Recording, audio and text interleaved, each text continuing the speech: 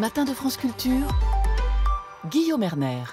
Où l'on va parler de l'huile de palme. Elle est montrée du doigt pour ses impacts sur la santé, jugée responsable de la déforestation et donc de l'extinction de certains animaux, accusés de recourir au travail forcé dans les plantations. Bref, l'huile de palme est coupable de tous les maux.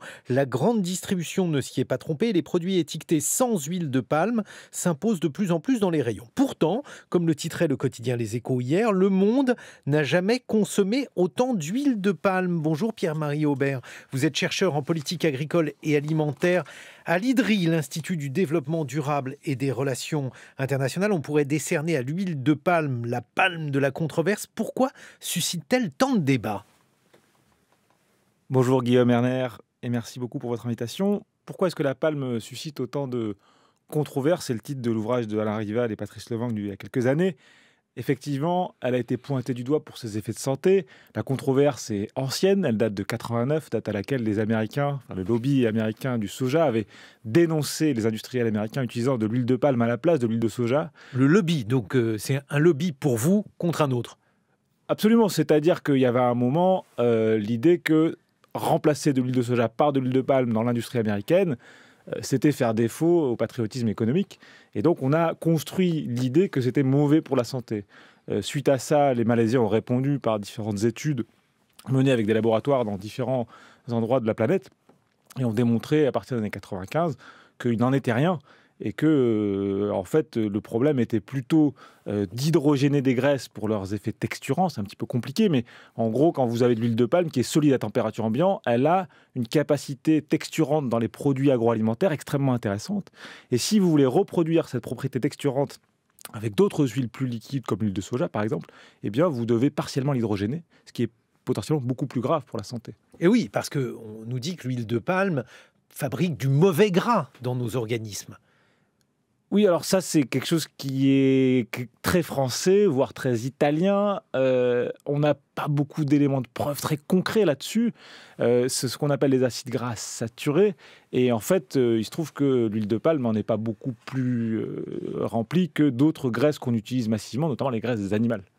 Donc vous diriez que le lobby, parce qu'un lobby peut avoir raison, ce n'est pas parce que c'est le lobby du soja contre le lobby de l'huile de palme que ce dernier dit des bêtises nécessairement. Pierre-Marie Aubert. Je dirais que sur la santé, ce qu'on dit souvent en toxicologie, même si ça fait débat, c'est la dose qui fait le poison. Donc la question n'est pas l'huile de palme en tant qu'huile en tant que telle, mais plutôt la part de l'huile de palme qu'on va consommer et plus généralement mais la part de graisse qu'on va consommer dans notre alimentation et que l'huile de palme en tant que telle n'est pas un problème de santé publique.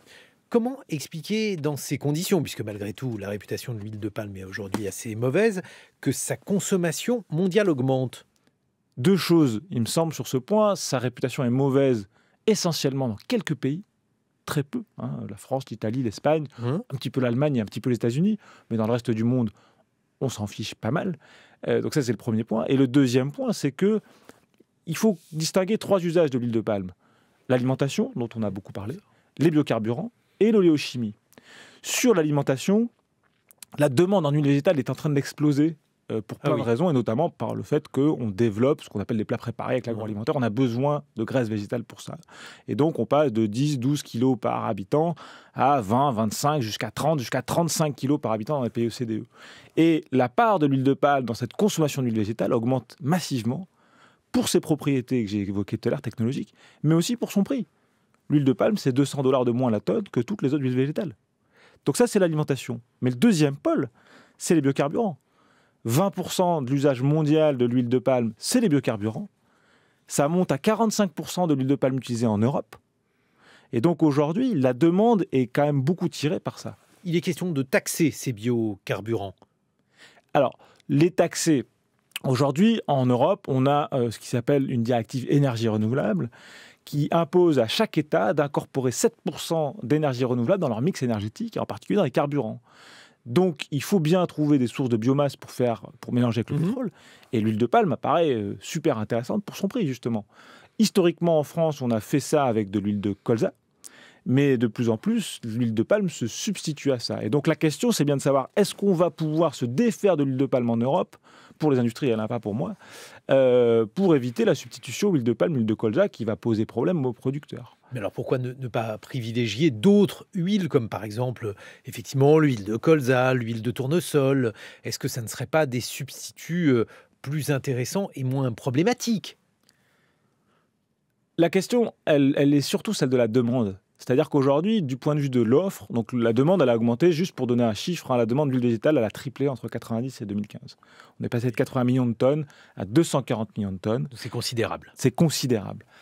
Pour ces 3 usages, oléochimie, biocarburants essentiellement, et puis alimentation. L'huile de palme, elle a des propriétés incroyables. Elle est très très productive à l'hectare, jusqu'à 4 tonnes et demie, jusqu'à 5 tonnes, 6 tonnes dans les meilleures régions. Contre l'huile de soja, 3 tonnes et demie, l'huile de colza, 2 tonnes. Mais avec des conséquences écologiques. Des conséquences écologiques lorsque on fait de l'huile de palme à la place de la forêt tropicale.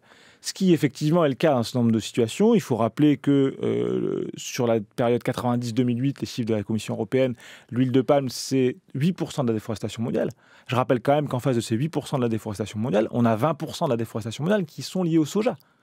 Donc quand on dit l'huile de soja... Dans quelques instants, pardonnez-moi, je vous coupe, on va parler de la déforestation en Amazonie. Est-ce que justement l'huile de palme n'en est pas responsable pour partie? Ah non, justement, en Amazonie, la déforestation, c'est lié à l'expansion du soja et du ranching pour les animaux. Donc, du ranching, donc du développement du pastoralisme, on crée des pâturages à la place de la forêt. L'Amazonie, c'est vraiment le soja et le bœuf. Et donc aujourd'hui, si on veut remplacer par exemple l'huile de palme par l'huile de soja, on va avoir un problème symétrique, on va juste changer de région du monde. Bon, alors finalement, il faudrait peut-être consommer du beurre ou de la margarine, je ne sais pas ce qui poserait le moins de soucis. Merci beaucoup Pierre-Marie Aubert, vous êtes chercheur en politique agricole et alimentaire à l'IDRI, l'Institut du développement durable et des relations internationales.